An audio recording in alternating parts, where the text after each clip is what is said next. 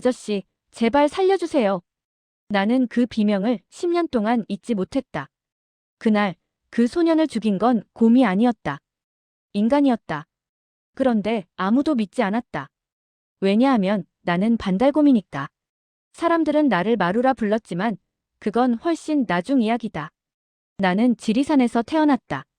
처음 눈을 떴을 때 내가 본 건 초록빛 이파리들과 어미의 따뜻한 숨결이었다. 지리산은 냄새로 가득했다. 썩은 나뭇잎 냄새, 흙 속에서 올라오는 벌레들의 냄새, 빗물에 젖은 이끼 냄새. 나는 그 모든 걸 기억했다. 반달곰은 후각으로 세상을 읽는다. 사람들이 눈으로 보는 것처럼 우리는 냄새로 과거를 본다. 그래서 나는 10년 전 그날도 기억한다. 어느 가을날이었다. 나는 아직 어미 곁을 떠나기 전이었고 능선 아래 골짜기에서 도토리를 찾고 있었다. 그때 바람이 이상한 냄새를 실어왔다. 쇠 냄새, 종이 냄새, 잉크 냄새, 그리고 피. 반달곰의 영역에선 맡을 수 없는 냄새였다. 나는 본능적으로 몸을 낮췄다. 덤불 사이로 무언가 움직이는 게 보였다. 작은 인간이었다. 9살쯤 되어 보이는 소년. 그는 숨을 헐떡이며 달리고 있었다. 뒤에서 2명의 큰 인간이 쫓아왔다. 소년의 목소리가 떨렸다. 아저씨, 제발 살려주세요. 저 아무한테도 말 안 할게요. 진짜예요. 하지만 그 말은 끝까지 이어지지 못했다. 둔탁한 소리가 났고 소년은 쓰러졌다. 나는 숨도 쉬지 못한 채 지켜봤다. 큰 인간 둘은 소년을 끌고 가며 무언가를 흙 속에 묻기 시작했다. 가죽 가방, 두툼한 비닐 뭉치, 종이 냄새가 진하게 퍼졌다.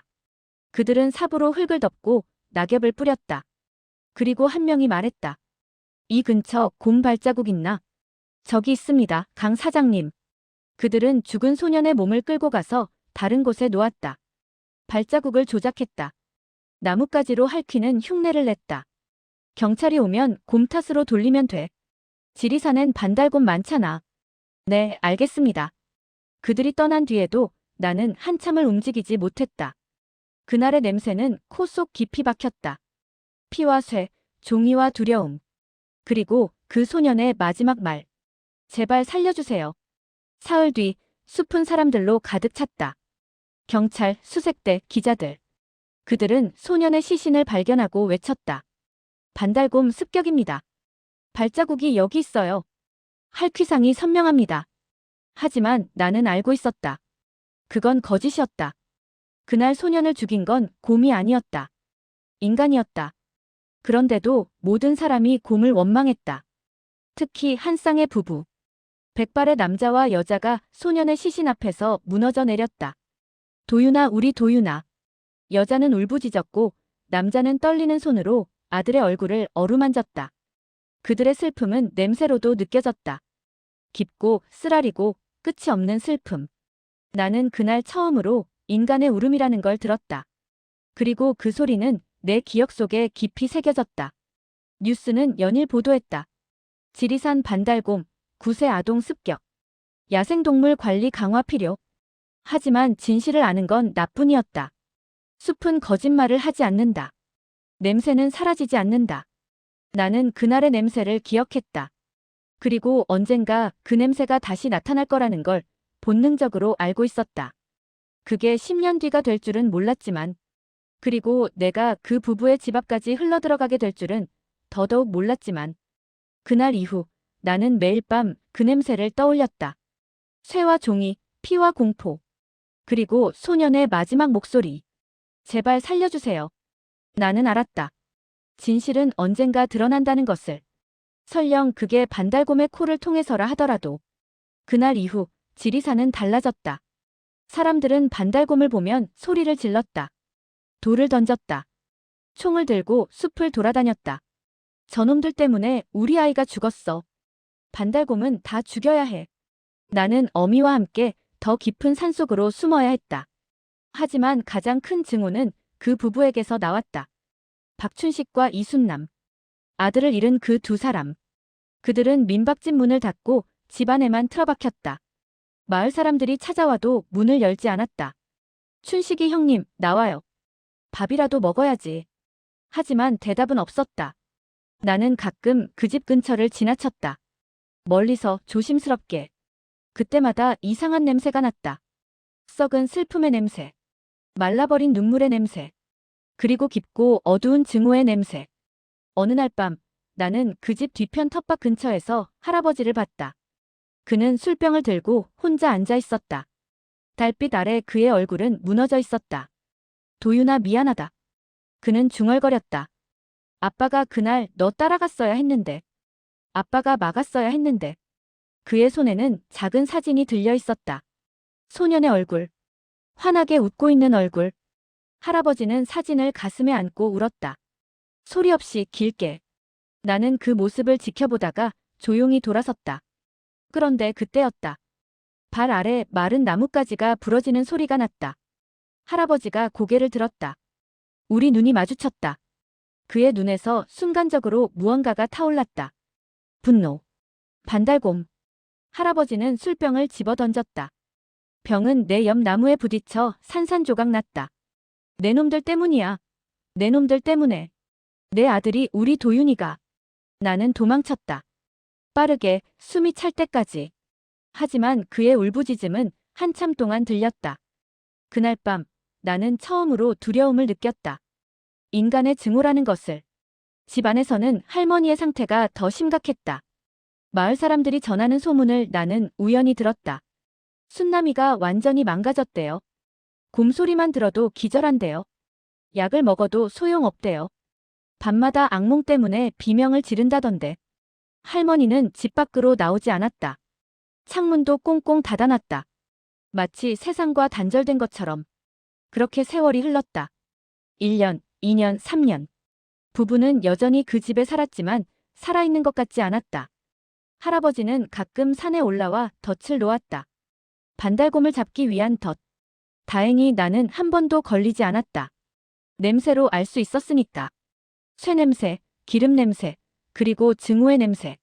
하지만 다른 동물들은 걸렸다. 노루, 멧돼지, 너구리. 할아버지는 그것들을 보며 허탈하게 웃었다. 곰이 아니네, 또 곰이 아니야. 그는 점점 야위어갔다. 할머니도 할아버지도. 두 사람 모두 천천히 죽어가고 있었다. 아들의 죽음이 그들을 집어삼키고 있었다. 나는 그들을 멀리서 지켜봤다. 왜인지 모르게 발길이 그 집 근처로 향했다. 어쩌면 나는 알고 있었는지도 모른다. 그들이 증오하는 대상이 잘못됐다는 것을. 진짜 원수는 따로 있다는 것을. 하지만 나는 곰이었다. 말할 수 없었다. 그저 냄새를 기억할 뿐이었다. 10년 전 그날의 냄새. 쇠, 종이, 피, 그리고 공포. 그 냄새는 여전히 숲 어딘가에 남아있었다. 땅속 깊은 곳에. 나는 가끔 그곳을 지나쳤다. 그때마다 코끝이 간질거렸다. 종이 냄새. 돈 냄새. 썩어가는 가죽 냄새. 무언가가 거기 묻혀 있었다. 10년 동안.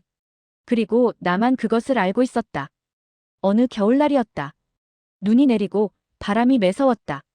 나는 먹이를 찾아 능선을 넘고 있었다. 그런데 갑자기 뒤에서 무언가 달려드는 소리가 들렸다. 멧돼지였다. 새끼를 데리고 있는 어미 멧돼지. 나는 놀라 달아났다. 하지만 멧돼지는 무섭게 쫓아왔다. 나는 필사적으로 달렸다. 그리고 그만 발을 헛디뎠다. 절벽이었다. 몸이 공중으로 떠올랐다. 그리고 추락했다. 둔탁한 소리와 함께 바닥에 부딪혔다. 눈앞이 하얘졌다. 온몸에서 피가 흘렀다. 나는 일어서려 했지만 다리에 힘이 들어가지 않았다. 그대로 쓰러졌다. 눈이 내 몸을 덮기 시작했다. 차가웠다.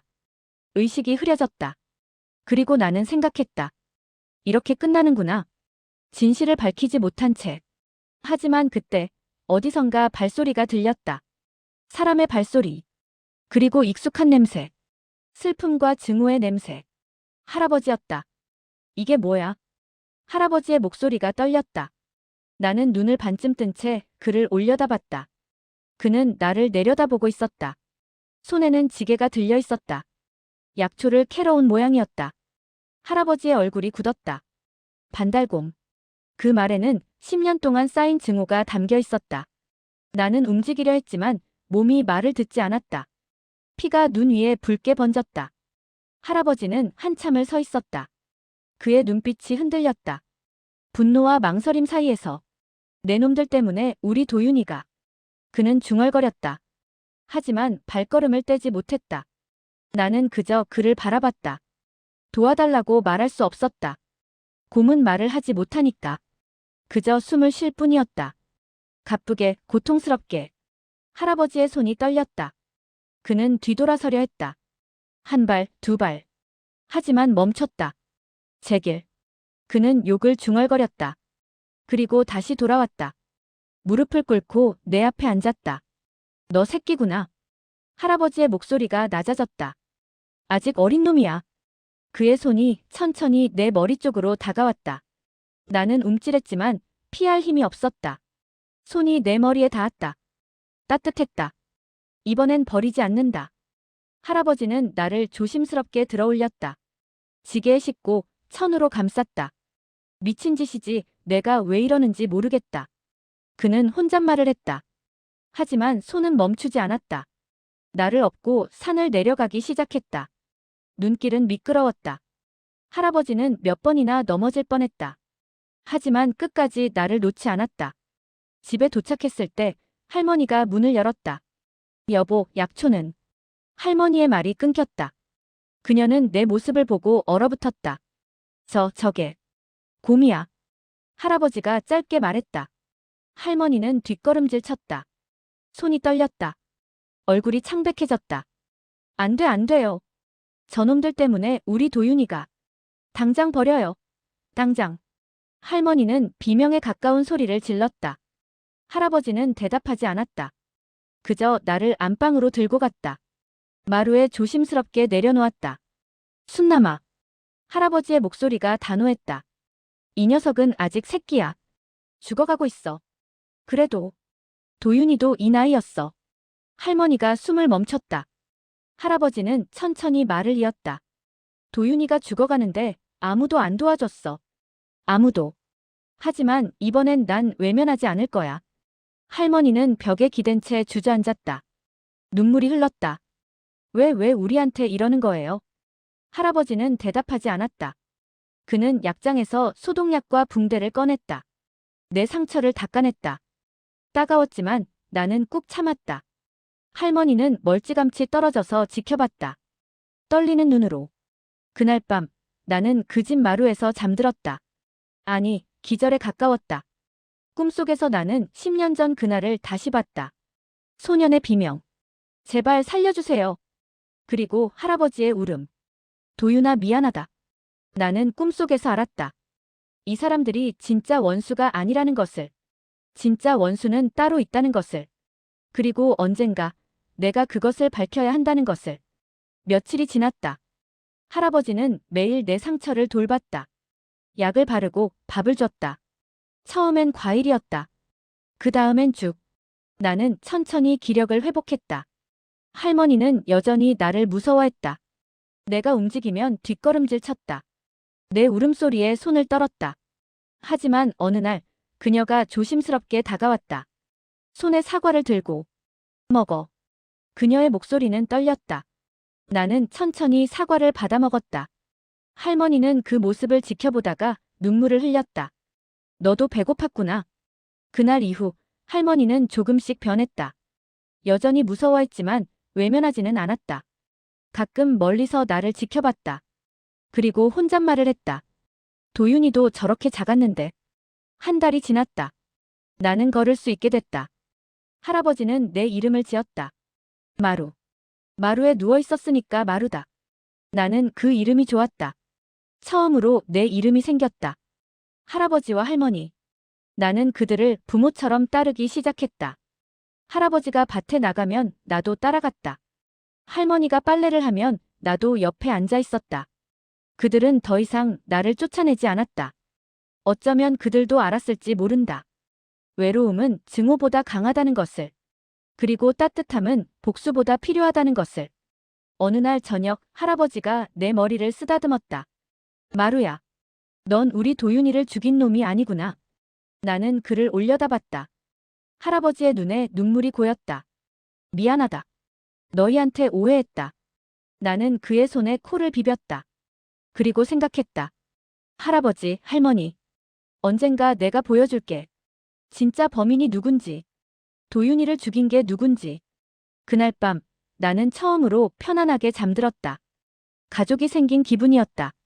비록 나는 곰이고 그들은 인간이었지만 그래도 우리는 가족이었다. 봄이 왔다. 나는 이제 완전히 자랐다. 할아버지와 할머니 곁에서 2년이 흘렀다. 나는 더 이상 집안에 살지 않았다. 뒷산 동굴이 내 보금자리였다.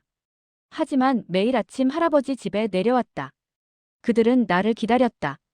마루 왔네. 할머니가 웃으며 말했다. 이제 그녀는 나를 무서워하지 않았다. 오히려 내 털을 쓰다듬었다. 밥 먹어라. 과일과 채소가 담긴 그릇이 마당에 놓였다. 나는 할아버지, 할머니와 함께 아침을 먹었다. 평화로운 시간이었다. 하지만 나는 알고 있었다. 아직 끝나지 않았다는 것을. 어느 날 할아버지가 산에 약초를 캐러 갔다. 나도 따라갔다. 우리는 능선을 넘어 깊은 골짜기로 들어갔다. 그리고 그때였다. 바람이 불었다. 그 냄새가 다시 코끝에 닿았다. 종이 냄새, 돈 냄새, 썩은 가죽 냄새. 12년 전 그날의 냄새. 나는 멈춰섰다. 고개를 돌려 냄새가 나는 쪽을 바라봤다. 마루야, 왜 그래? 할아버지가 물었다. 나는 그쪽으로 걸어갔다. 천천히 조심스럽게. 할아버지가 따라왔다. 거기 뭐가 있니? 나는 한 바위 앞에서 멈췄다. 커다란 바위 옆, 낙엽이 수북이 쌓인 곳. 냄새가 여기서 났다. 나는 앞발로 땅을 긁기 시작했다. 야야, 마루야. 거기 왜 파? 할아버지가 말렸지만 나는 멈추지 않았다. 흙이 파헤쳐졌다. 낙엽 아래, 젖은 흙 아래. 무언가 단단한 게 느껴졌다. 나는 더 깊이 팠다. 그리고 드러났다. 작고 더러운 무언가. 할아버지가 다가와 그것을 집어들었다. 이게 뭐지? 그는 흙을 털어냈다. 그리고 얼어붙었다. 이건. 그의 손이 떨렸다. 작은 목걸이였다. 은색 체인에 이름이 새겨진 펜던트. 도윤. 할아버지는 무릎을 꿇었다. 도윤이 목걸이 도윤이가 잃어버렸다던. 그의 목소리가 갈라졌다. 왜 여기 있어, 왜 여기? 나는 할아버지를 바라봤다. 그리고 다시 땅을 팠다. 마루야, 그만. 하지만 나는 멈추지 않았다. 더 깊이, 더 강하게. 할아버지도 결국 함께 팠다. 맨손으로. 흙이 손톱 밑으로 파고들었지만 그는 멈추지 않았다. 그리고 우리는 발견했다. 비닐. 두꺼운 검은 비닐로 쌓인 무언가. 할아버지가 비닐을 찢었다. 안에서 나온 것은 돈이었다. 다발로 묶인 10,000원짜리 지폐. 한 묶음, 두 묶음, 세 묶음. 끝이 보이지 않았다. 할아버지는 숨이 멎은 듯 그것을 바라봤다. 이게 대체. 나는 더 파고들었다. 그리고 또 다른 냄새를 맡았다. 쇠 냄새. 녹슨 금속 냄새. 할아버지가 그것을 꺼냈다. 삽이었다. 낡고 녹슨 삽. 자루에는 무언가 적혀 있었다. 대흥건설. 할아버지의 얼굴이 창백해졌다. 대흥건설, 그거 12년 전에 문 닫은. 그는 말을 잇지 못했다. 나는 계속 냄새를 맡았다. 여기 더 있었다. 흙 속 깊은 곳에. 진실이. 할아버지는 비틀거리며 일어났다. 집에 가야 해. 그는 목걸이와 삽을 들고 산을 내려갔다. 나도 따라갔다. 할아버지의 걸음이 빨라졌다. 거의 뛰다시피 했다. 집에 도착했을 때 할머니가 마당에 있었다. 여보, 벌써 왔어요? 할아버지는 대답 없이 안방으로 들어갔다. 서랍을 뒤지기 시작했다. 여보, 왜 그래요? 할머니가 따라 들어왔다. 할아버지는 오래된 상자를 꺼냈다. 도윤이의 물건들이 담긴 상자. 그는 사진을 꺼내들었다.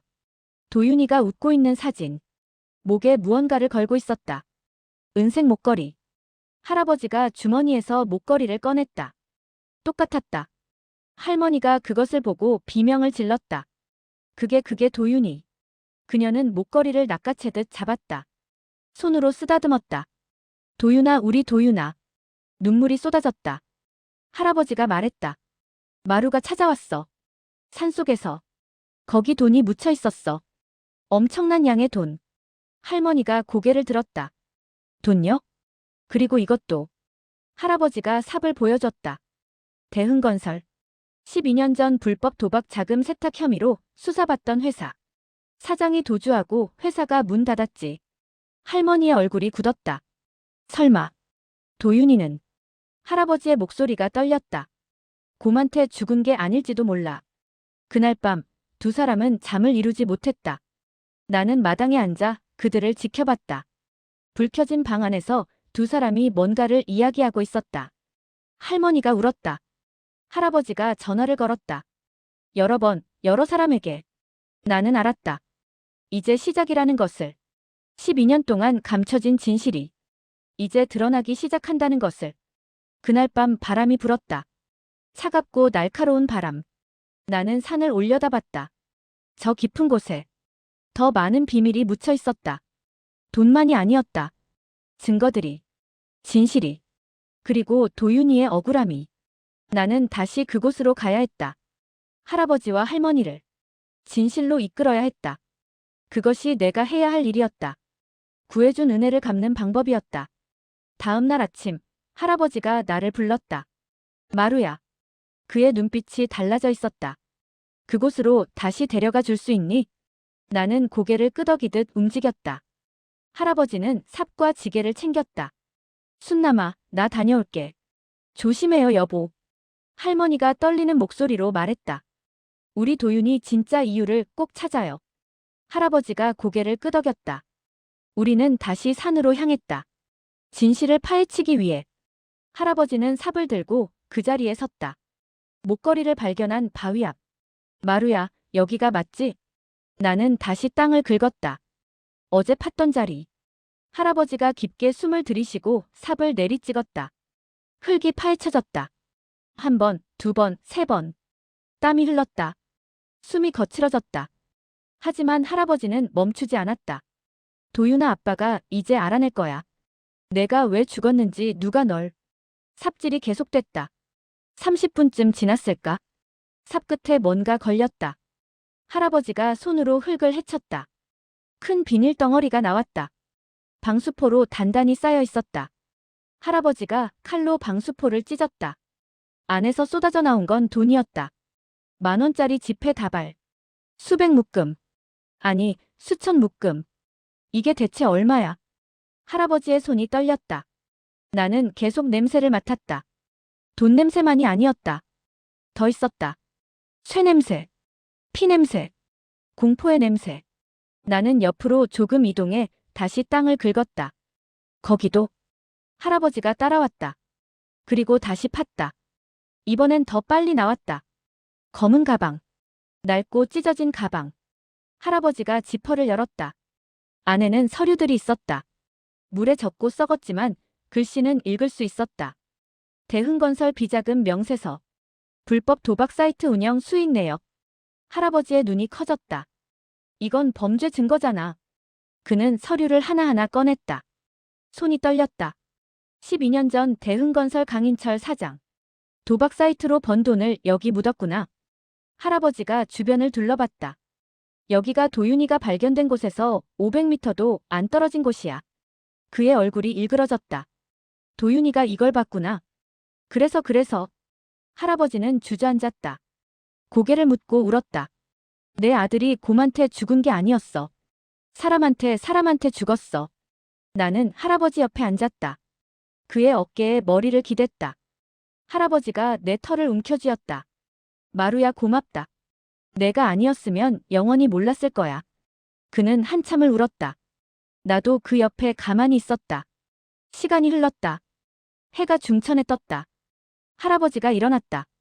눈물 자국이 선명했지만 눈빛은 단단했다. 더 파보자. 우리는 계속 땅을 팠다.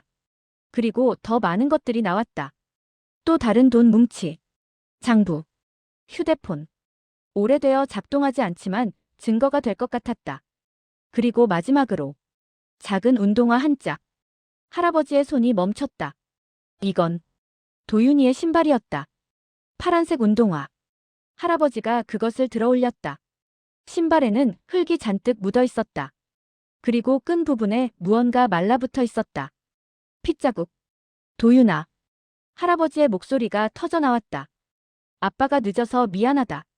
12년이나 몰랐어. 그는 신발을 가슴에 안았다. 나는 할아버지가 우는 모습을 지켜봤다. 그리고 생각했다. 12년 전 그날. 소년이 이곳에서 뭔가를 보았다. 돈을 묻는 사람들을. 그리고 달아났다. 하지만 그들이 쫓아왔다. 아저씨, 제발 살려주세요. 소년의 비명이 내 기억 속에서 되살아났다. 그들은 소년을 죽였다. 입을 막기 위해. 그리고 증거를 조작했다. 곰의 발자국을, 곰의 흔적을, 모든 걸 곰 탓으로 만들었다. 할아버지가 천천히 일어났다. 집으로 가자. 경찰에 신고해야 해. 그는 증거물들을 지게에 실었다. 돈, 서류, 가방, 신발. 모두. 우리는 산을 내려갔다. 할아버지의 걸음이 무거웠다. 진실의 무게 때문이었다. 집에 도착하자 할머니가 달려나왔다. 여보, 뭘 그렇게 많이? 할머니는 지게 위의 물건들을 보고 입을 막았다. 이게 돈이에요? 할아버지가 고개를 끄덕였다. 그리고 이것도. 그는 운동화를 꺼냈다. 할머니의 다리에 힘이 풀렸다. 도윤이 신발. 우리 아가 신발. 그녀는 주저앉아 신발을 안았다. 도윤아, 엄마가 여기 있어. 엄마가 이제 알았어. 미안해. 할아버지가 전화기를 들었다. 경찰에 신고할게. 하지만 그는 멈칫했다. 잠깐만. 그는 오래된 수첩을 꺼냈다. 12년 전 수사 기록. 담당 형사 이름. 김태윤 경감. 이 사람이 수사했지. 할아버지의 얼굴이 굳었다. 이상해. 당시 현장 조사가 너무 빨리 끝났어. 하루 만에 반달곰 습격으로 결론 냈잖아. 할머니가 고개를 들었다. 그럼 경찰도? 할아버지는 대답하지 않았다. 그는 다른 번호를 눌렀다.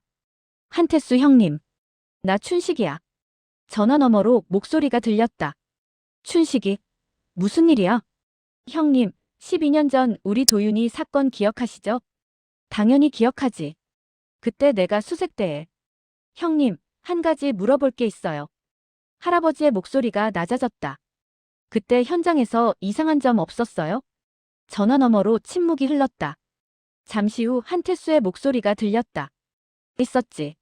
발자국 말이야. 발자국이요? 곰 발자국만 있던 게 아니었어. 사람 발자국도 여러 개 있었어. 어른 것도. 근데 경찰이 그건 수색대 거라고 했지. 할아버지의 눈빛이 날카로워졌다. 형님, 지금 우리 집으로 와주실 수 있어요? 보여드릴 게 있어요. 지금 가지. 전화가 끊어졌다. 할아버지가 할머니를 바라봤다. 순남아. 이제 시작이야. 우리 도윤이 억울함을 풀어줄 시간이야. 할머니가 고개를 끄덕였다. 눈물 속에서도 그녀의 눈빛은 단단했다. 나는 마당에서 그들을 지켜봤다. 드디어 진실이 밝혀지기 시작했다. 12년 동안 땅속에 묻혀있던 진실이. 그리고 나는 알았다. 내가 할 일이 거의 끝나간다는 것을. 한태수 할아버지가 도착했다. 70대의 전직 국립공원 레인저. 그는 지게 위의 증거물들을 보고 입을 다물지 못했다. 이게 대체. 마루가 찾아왔어요. 할아버지가 말했다. 산속에 묻혀있던 거예요. 한태수는 서류들을 하나씩 살폈다. 손이 떨렸다. 대흥건설 강인철. 이 사람 12년 전 도주했잖아. 불법 도박 자금 세탁 혐의로. 할아버지가 고개를 끄덕였다. 도윤이가 이걸 본 거예요. 돈 묻는 현장을. 그래서 죽임을 당한 거예요. 한태수의 얼굴이 굳었다. 그럼 곰은 누명이었어요. 할머니가 떨리는 목소리로 말했다. 우리 아이는 사람한테 죽었어요.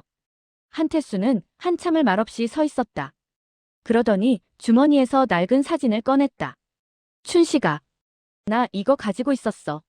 사진 속엔 12년 전 현장이 찍혀 있었다. 발자국들. 이거 봐. 곰 발자국 여기 있지. 한태수가 손가락으로 가리켰다. 근데 여기도 봐. 사람 발자국이야. 등산화. 그것도 두 사람 거. 할아버지가 사진을 들여다봤다. 왜 이걸 지금까지? 이상했거든. 12년 동안. 한태수가 말했다. 김태윤 경감이 너무 빨리 사건을 종결했어. 내가 발자국 이야기했는데 묵살됐지. 수색대 발자국이라고. 근데 춘씨가 우리 수색대는 그날 거기까지 안 갔어. 할아버지의 눈빛이 변했다. 그럼 김태윤이 조사를 더 해봐야 해.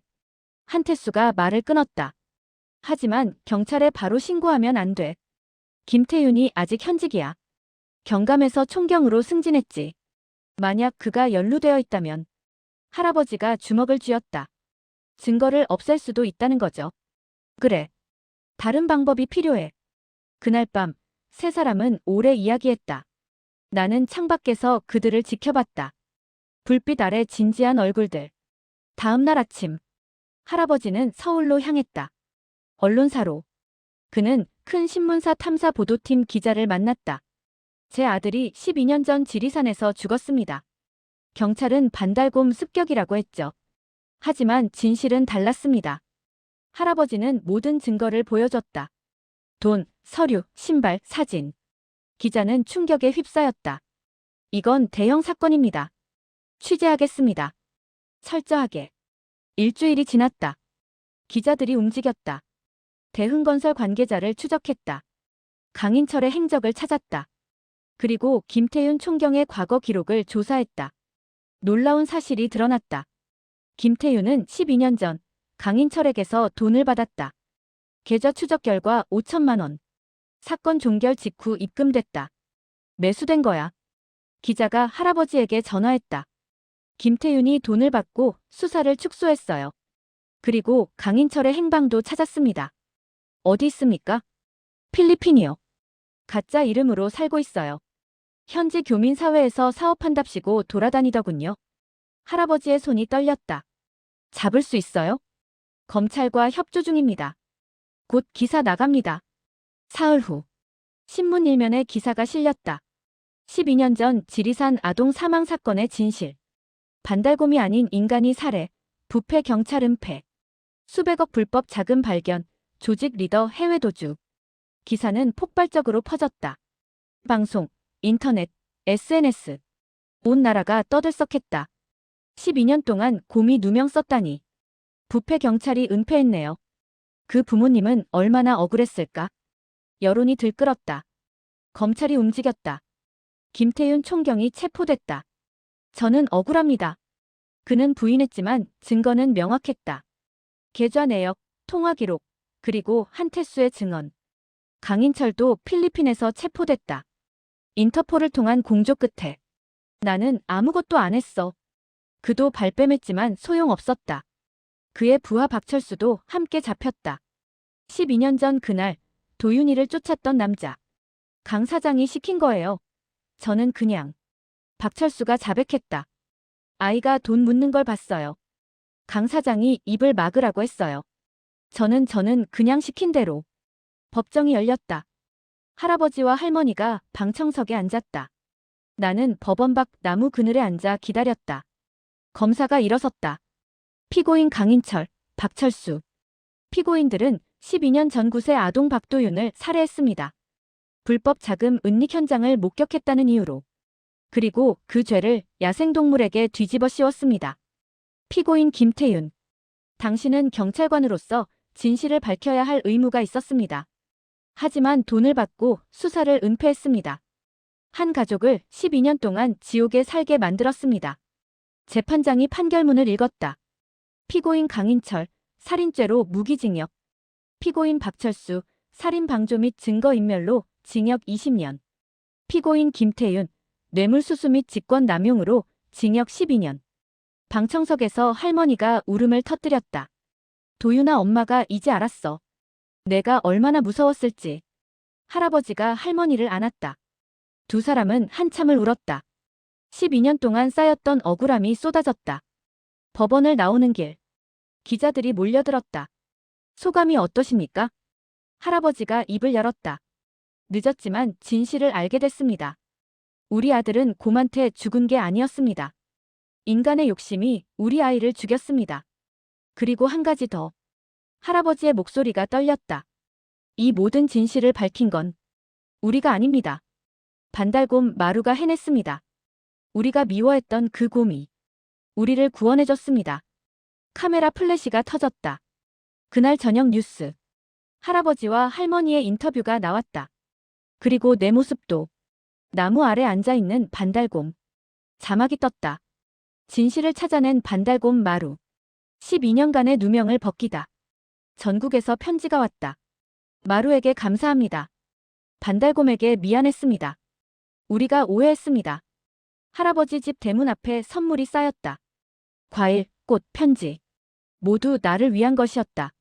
그날 밤 할아버지가 내 머리를 쓰다듬었다. 마루야. 내가 없었으면 우린 영원히 몰랐을 거야. 고맙다. 나는 할아버지 손에 코를 비볐다. 할머니도 다가왔다.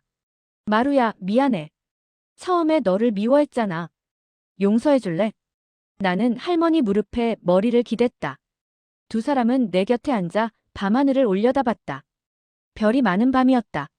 재판이 끝난 후 한 달이 지났다. 지리산은 다시 조용해졌다. 하지만 모든 게 달라져 있었다. 검찰은 산속에 묻힌 돈을 모두 압수했다. 총 280억 원. 불법 도박 사이트로 번 돈이었다. 국가에 환수됐다. 그리고 법원은 결정했다. 신고자 박춘식 씨에게 보상금을 지급한다. 금액은 28억 원. 할아버지는 그 소식을 듣고 멍하니 앉아 있었다. 28억. 할머니가 손을 떨었다. 여보, 이게 꿈은 아니죠? 꿈이 아니야. 두 사람은 한참을 말없이 앉아 있었다. 평생 가난하게 살았다. 약초 팔고 민박해서 겨우 생계를 이었다. 아들 잃고 빚까지 졌었다. 장례 비용, 병원비. 갚는데 5년이 걸렸다. 그런 그들에게 28억은 상상할 수 없는 돈이었다. 도윤이가. 할아버지가 중얼거렸다. 도윤이가 우리 살려주는구나. 할머니가 울었다. 우리 아가가 하늘에서 도와주는 거예요.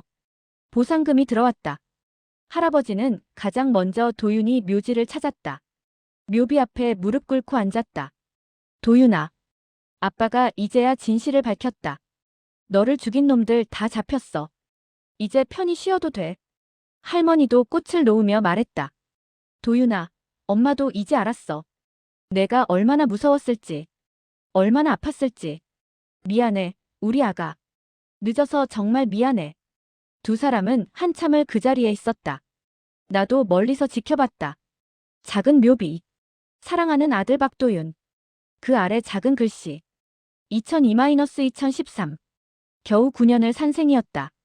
할아버지는 집을 고쳤다. 무너져가던 지붕을 새로 했다. 벽도 칠했다. 마당도 정리했다.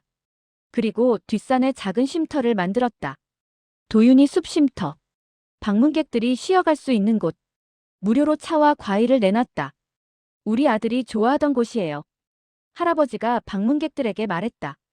자유롭게 쉬다 가세요. 마을 사람들에게도 도움을 줬다. 어려운 이웃들에게 쌀과 생필품을. 아이들에게 장학금을. 도윤이 이름으로 하는 거예요. 할머니가 말했다. 우리 아이가 못다한 일들을요. 그리고 나를 위한 공간도 만들었다. 집 뒤편에 넓은 우리. 하지만 문은 항상 열려 있었다. 내가 원할 때 들어오고 나갈 수 있도록. 마루야, 여기가 내 집이야. 할아버지가 말했다. 하지만 내가 가고 싶으면 언제든 가도 돼. 우린 널 가두지 않을 거야. 나는 그 말이 좋았다. 자유. 그것이 반달곰에게 가장 소중한 것이었다. 어느 날 방송국에서 연락이 왔다. 다큐멘터리를 만들고 싶다고. 마루의 이야기를 담고 싶습니다. 그리고 반달곰에 대한 오해를 풀고 싶어요. 할아버지가 승낙했다. 좋습니다. 하지만 한 가지 조건이 있어요. 마루를 스트레스 주지 마세요. 마루가 싫어하면 촬영 중단하세요. 당연합니다. 촬영팀이 왔다. 하지만 나를 가까이서 찍지 않았다. 멀리서 조용히. 나는 평소처럼 지냈다. 할아버지와 산책하고, 할머니가 주는 과일을 먹고, 숲에서 놀고, 카메라는 그저 그 모습을 담았다. 다큐멘터리가 방송됐다.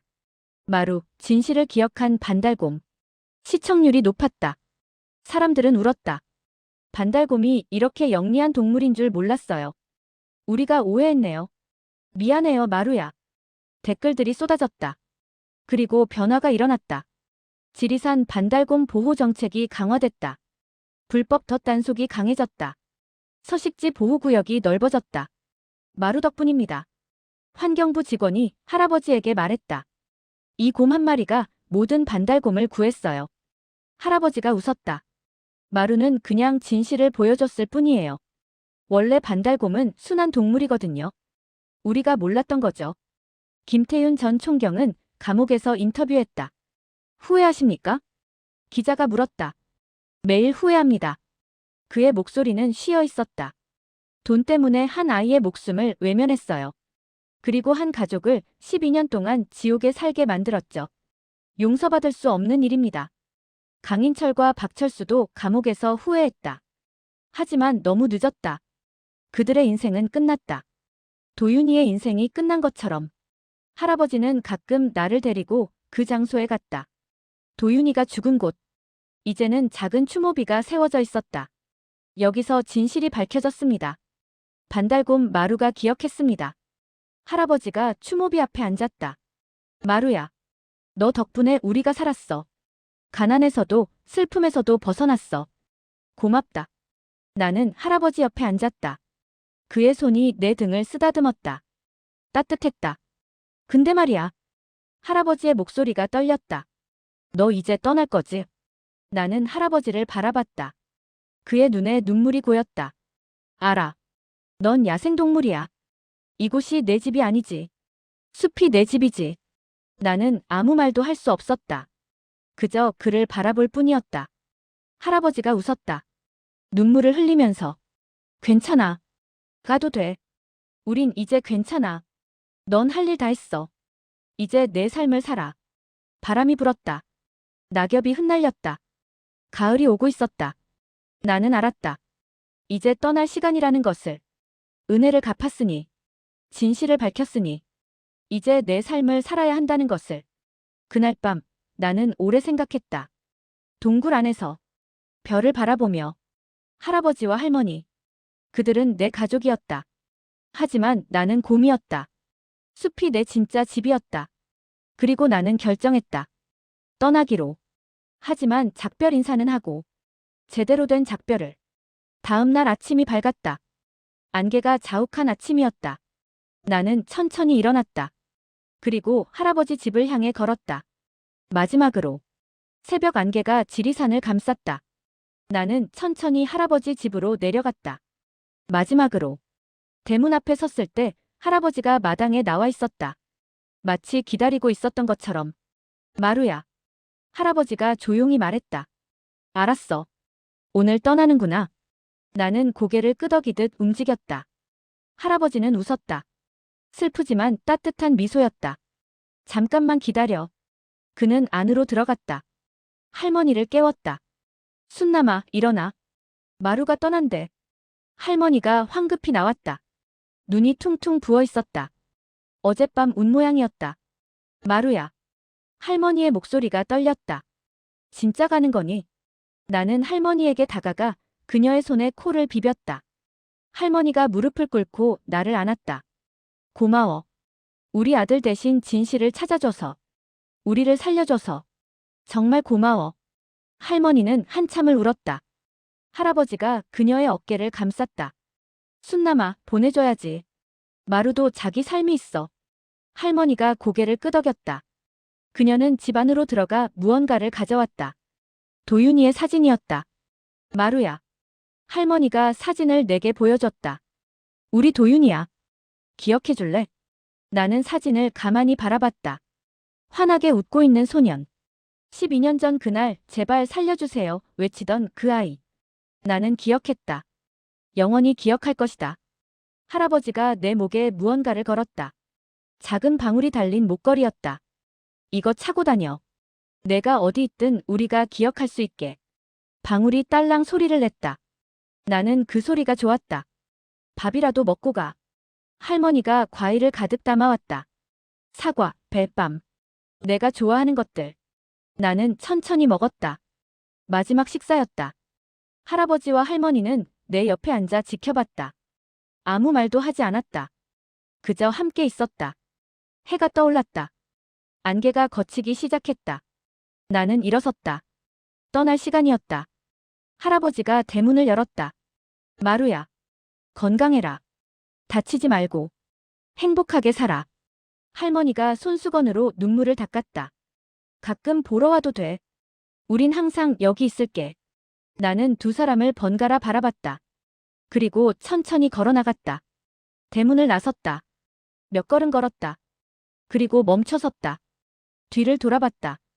할아버지와 할머니가 대문 앞에 서 있었다. 손을 흔들고 있었다. 나는 마지막으로 울음을 냈다. 짧고 낮은 울음. 작별 인사였다. 그리고 다시 돌아섰다. 산으로 향했다. 지리산 깊은 곳으로. 내가 태어난 곳으로. 내가 속한 곳으로. 걸으면서 나는 생각했다. 지난 2년을. 할아버지와 할머니와 함께한 시간을. 처음엔 증오받았다. 곰이라는 이유만으로. 하지만 그들은 나를 살려줬다. 미워하면서도 외면하지 않았다. 그리고 나는 그 은혜를 갚았다. 진실을 밝혀서 12년 동안 묻혀있던 비밀을, 땅속 깊이 감춰진 증거를 냄새로 기억해서 말로 파헤쳐서 그들에게 보여줬다. 이제 그들은 자유로웠다. 슬픔에서도, 가난에서도, 오해에서도, 그리고 나도 자유로웠다. 능선을 넘었다. 계곡을 건넜다. 바위를 올랐다. 익숙한 냄새들이 코끝에 닿았다. 솔잎 냄새, 이끼 냄새, 흙 냄새, 고향의 냄새. 해질녘, 나는 높은 봉우리에 올랐다. 그곳에서 멀리 할아버지 집이 보였다. 작은 점처럼 연기가 피어오르고 있었다. 저녁 준비를 하는 모양이었다. 나는 한참을 그곳을 바라봤다. 그리고 작은 울음을 냈다. 메아리가 산을 타고 흘렀다. 할아버지와 할머니에게 들릴까?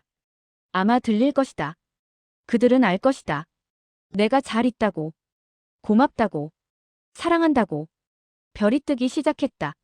나는 동굴로 돌아갔다. 내 보금자리로. 안으로 들어가 누웠다. 편안했다. 이곳이 내 집이었다. 하지만 가슴 한편이 아렸다. 그리움이었다. 목에 찬 방울이 딸랑거렸다. 나는 그 소리를 들으며 눈을 감았다. 꿈속에서 나는 다시 그들을 봤다. 할아버지와 할머니. 그리고 소년 도윤이도. 셋이 함께 웃고 있었다. 마루야, 고마워. 도윤이가 말했다. 덕분에 엄마 아빠가 웃어. 나는 꼬리를 흔들었다. 도윤이가 내 머리를 쓰다듬었다. 넌 영웅이야. 진짜 영웅. 꿈에서 깨어났을 때 아침이었다. 새들이 지저귀고 있었다. 햇살이 동굴 안으로 들어왔다. 새로운 하루였다. 나는 일어나 밖으로 나갔다. 숲이 나를 반겼다. 바람이, 나무가, 풀이. 나는 깊이 숨을 들이마셨다. 자유의 냄새. 살아있음의 냄새. 그리고 천천히 걷기 시작했다. 내 삶을. 반달곰 마루로서의 삶을. 언젠가 다시 할아버지와 할머니를 만날 것이다.